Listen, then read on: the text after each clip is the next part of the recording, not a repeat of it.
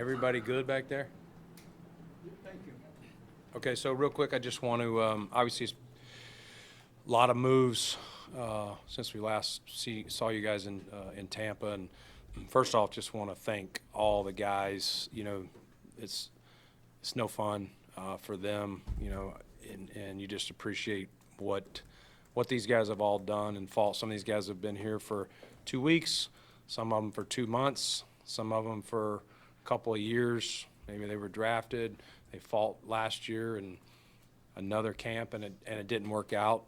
Obviously, today there is some positivity. You can bring a bunch of these guys back, which is rewarding and fun, and gives them life, gives them another opportunity here. And you know, with the rules now, it's fun because you can elevate these guys on game day. So we make sure all 16, 17, counting the international, are ready to roll. But anyway, before we get started, I just wanted to thank all those players for all they gave us during their time here. And it's on to the next phase, which is preparing for week 1 versus Baltimore.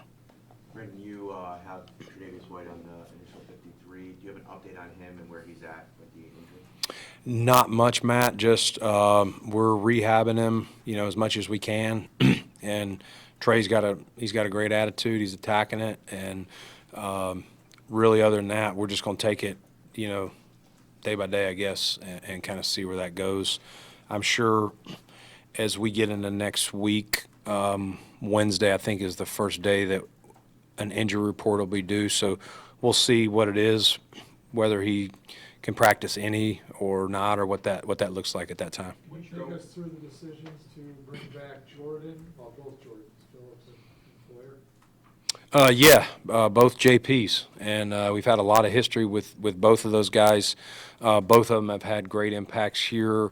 First off, on the field, but as you guys know, culture, character, leadership, all those things, you can't find enough guys like that. And when you got guys, you know, in this case, who have given so much and been a part of the success we've had here, that want to come back and, you know, be on the practice squad, prepare themselves to play if and when called on, but also mentor guys around them, young guys, young vets, whatever it is. I just think that's, again, we don't have a minor league. You can't send guys down to, you know, a Rochester or whatever your AAA team would be in another sport. And so the practice squad is very important for a lot of reasons. It's development and having those guys. But now with the rules since COVID, being able to have vets on there, I think is one of the best things our league has done. Not only so they can help you on the field, but you know, a coach can coach, I can talk to someone, but a player who's been there on the field, that's a different impact to put your arm around a rookie or a young player. What is the plan B in case Trey can't practice next week for week 1? Oh, we got other guys that we believe in. So the other guys on the 53, and then we'll have the guys on the practice squad ready to roll. And we're very confident in who we have. And obviously our medical team and Trey will do everything they can to be ready for Baltimore. You guys know Trey, and he's been through a couple of things. Luckily, you know, this is not any type of season-ending thing. He's preparing, and yeah, like I said, we'll take it one day at a time. So just to be clear there, Brandon, it sounds like you're not ruling him out for week 1, that there's a possibility. I'm not ruling him out, no. Yeah. Putting Max and Kylan on IR, what went into those decisions? Well, we'll start with Max. Obviously, unfortunate what happened to him back at St. John Fisher, and so we knew it would be a decision at the time.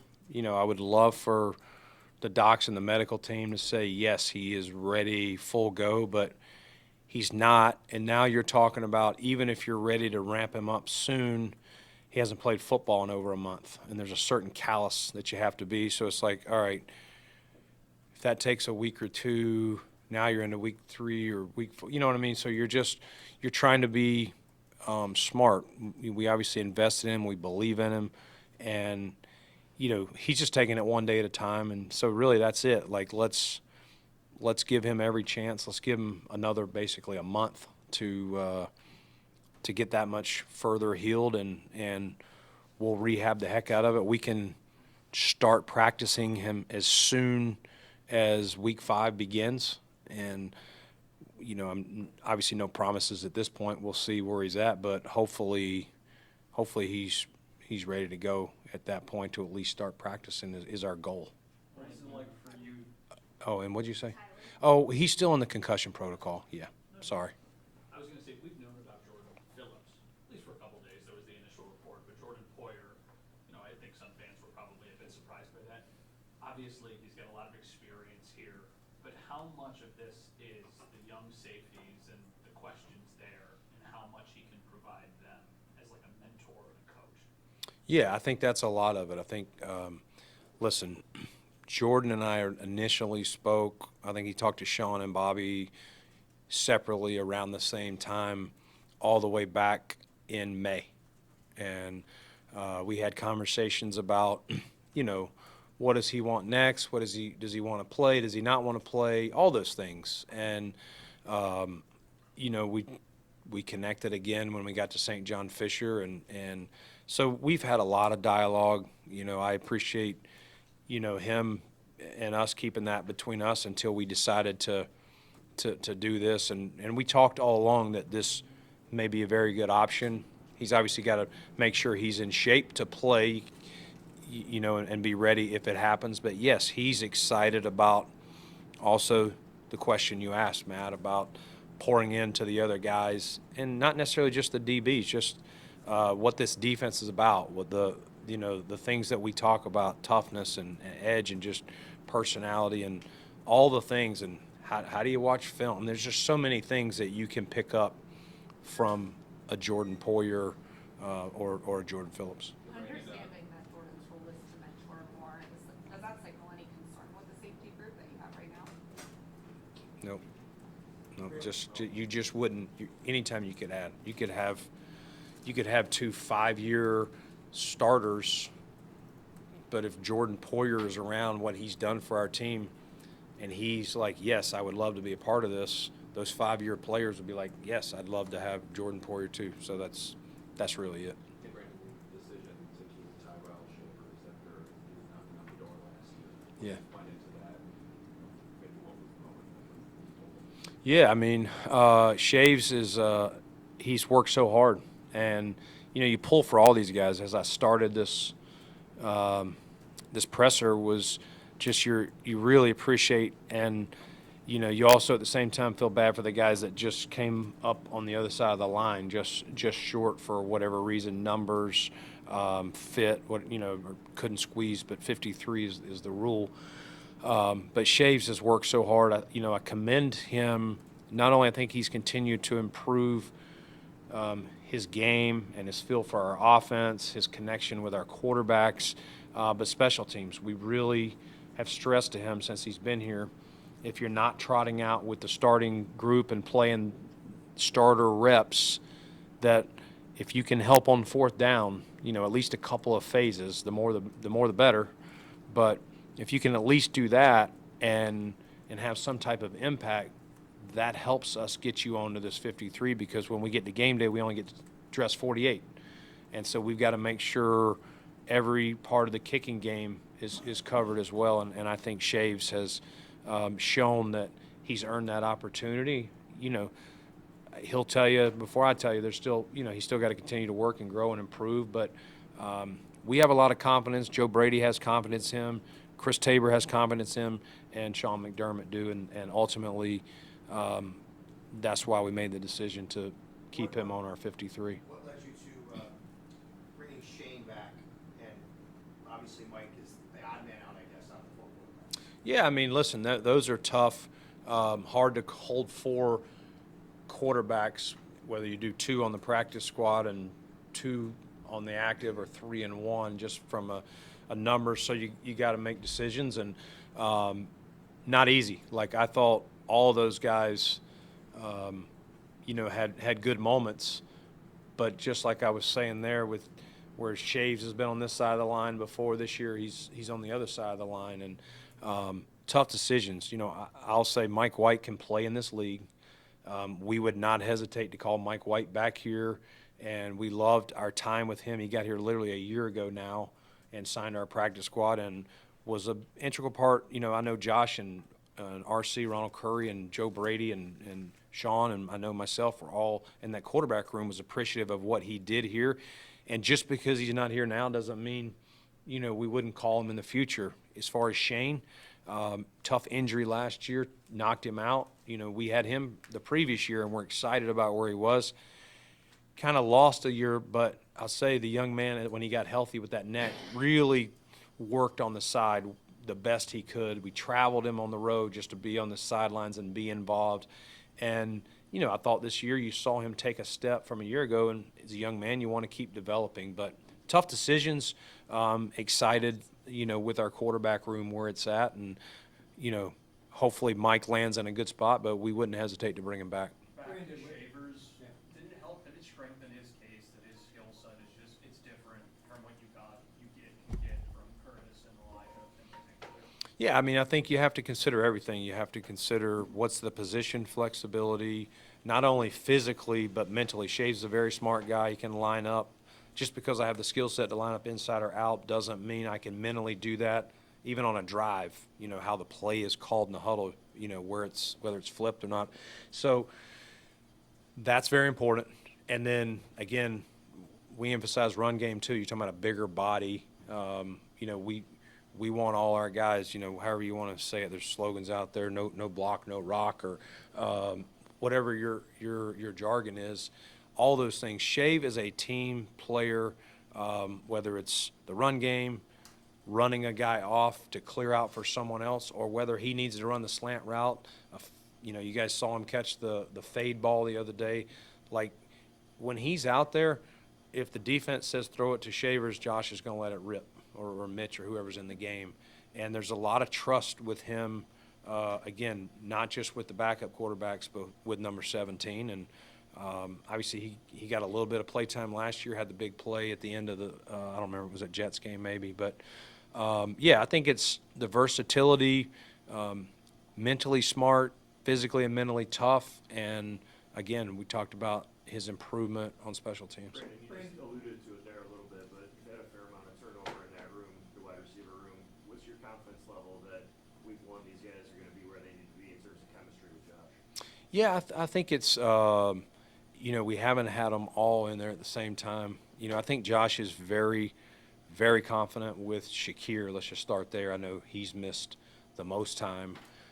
He's working his way back now. And I think those two guys, you know, not long after he got here, there's just a natural feel. Shakir, you know, Khalil does a great job of, some guys have it, some guys don't, of just giving the quarterback the feel, the read, where he knows, like Cole Beasley had that, where, you know, there's not a lot of guys that have it at that high of a level. I would say Khalil, that's one of his strengths, is Josh can read him in his route, you know, some of those options, what he's thinking. And I think they will be right back on the same page together. I think Keon has been out there and played a lot, and they've really continued to ascend.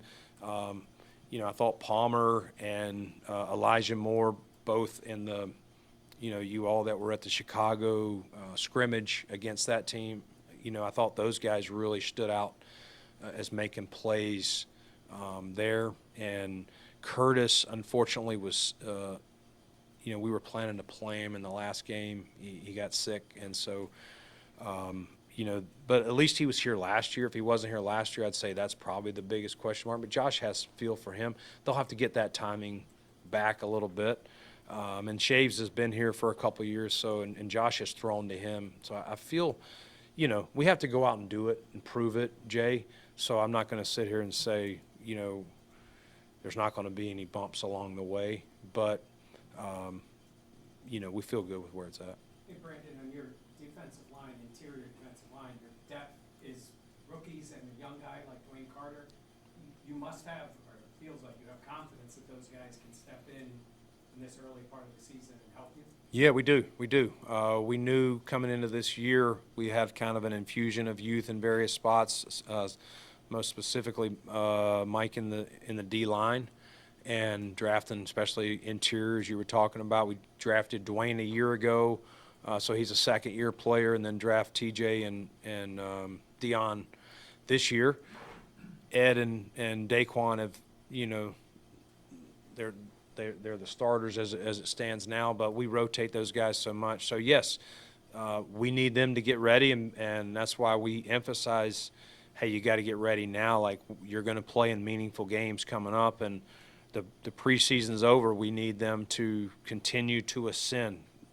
As I was saying to Jay, there's going to be some bumps along the way. You know that, but hopefully, not only their individual play, but it helps our team play as we progress into the season week after week.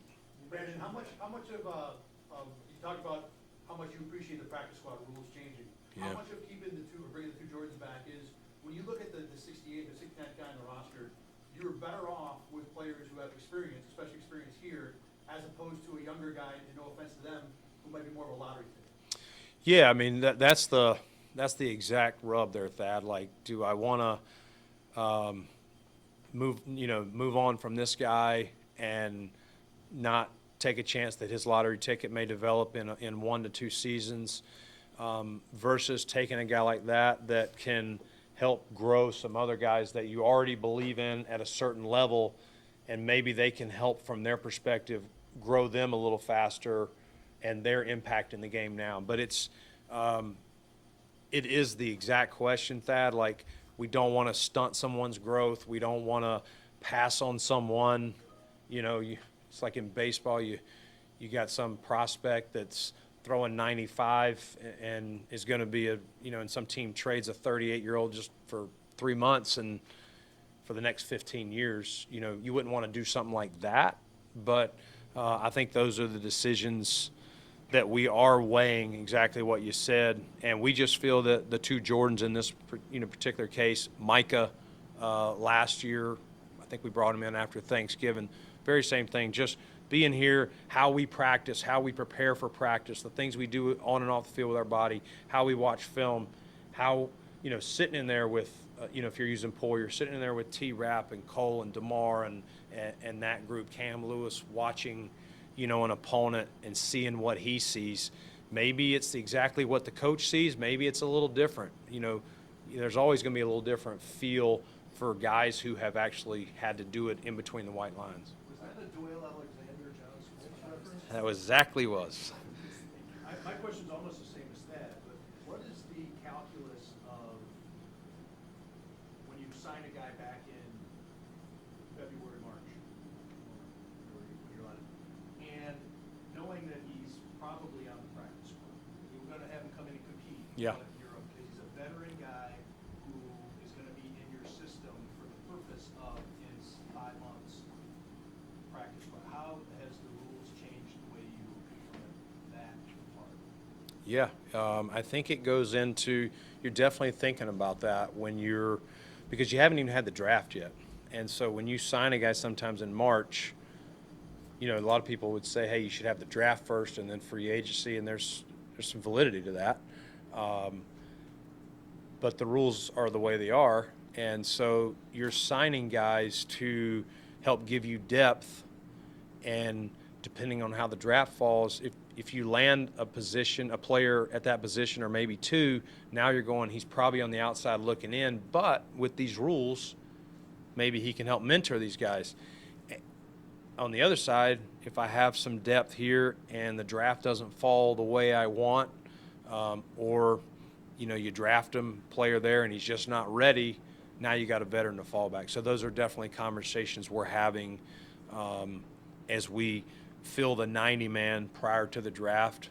And then post-draft, there's sometimes we do that as well, like, hey, the draft didn't fall our way, we probably still need to add a depth offensive guard, center, or whatever it may be. Brandon, I think the only guy who is new, we don't know anything about, is Sam Franklin. What can you tell us about him? Yeah, I mean, Sam, he's one of those classic players, tough.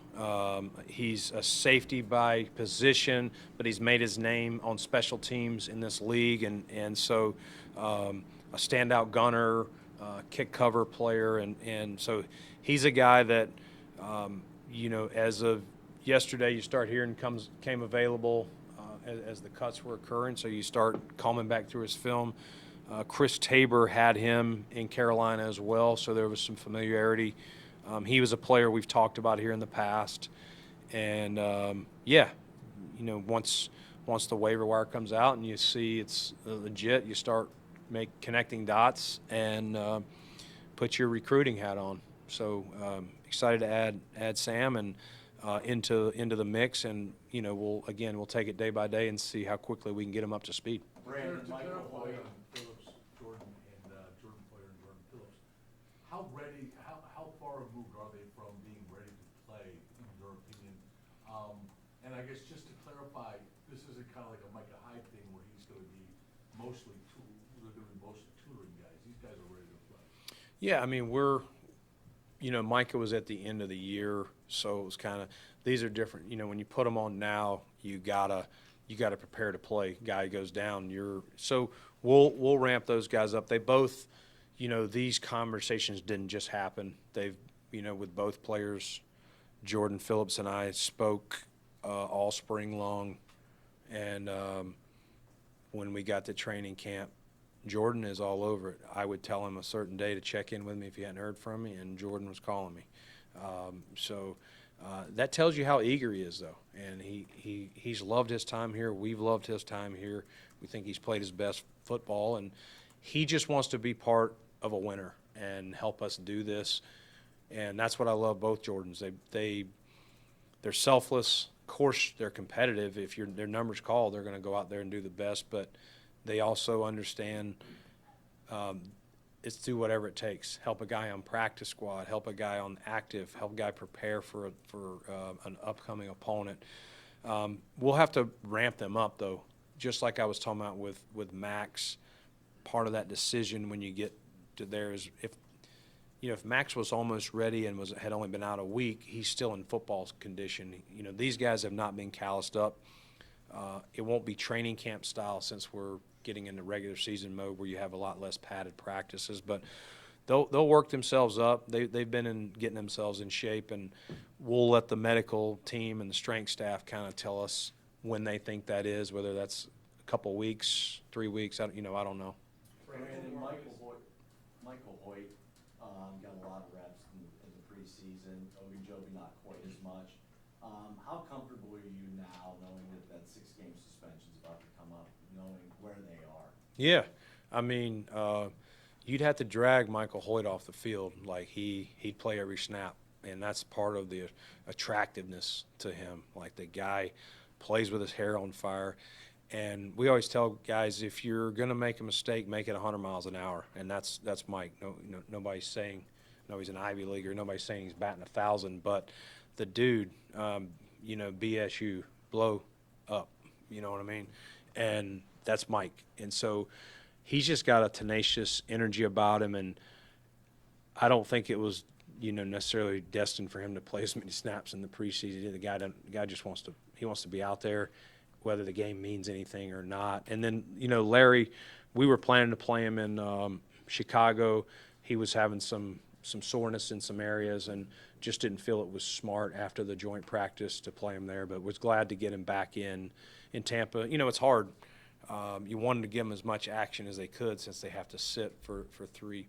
They will be able to return to the building week 4 and participate in meetings and do their own workouts. They obviously won't be on the practice field. And then they can return after our bye. So we have 6 games in a bye. They can return after that. How helpful is that to have those 2 guys come week 8, if you've got somebody banged up, performance, whatever it is, to kind of insert those at that time? Yeah, I mean, once we signed them and then had the draft and it fell the way it did, it's like, man, at this time we have a surplus. You don't know how injuries are going to happen, but hopefully we can stay healthy. But to your point, if we're struggling there or someone's not playing, they're going to be added pieces that we can bring back in there. So it's up to them. They have a tough assignment. You're kind of put on an island here for a little bit. It's up to them both, but they're both professionals. I think Larry was a Walter Payton Man of the Year in the past, and Mike is, he's a true pro also. So we've had conversations with them. They understand what we expect. They have their workout routine, and they have to find ways on their own to do some of these football drills. You know, you can't just run on the track. You got to try and make sure you're as ready and calloused as you can in case your number's called the very first week they're back. Are both Jordans and Sam here today, Brandon? Yes, yes, and yes. Yeah. Thank you.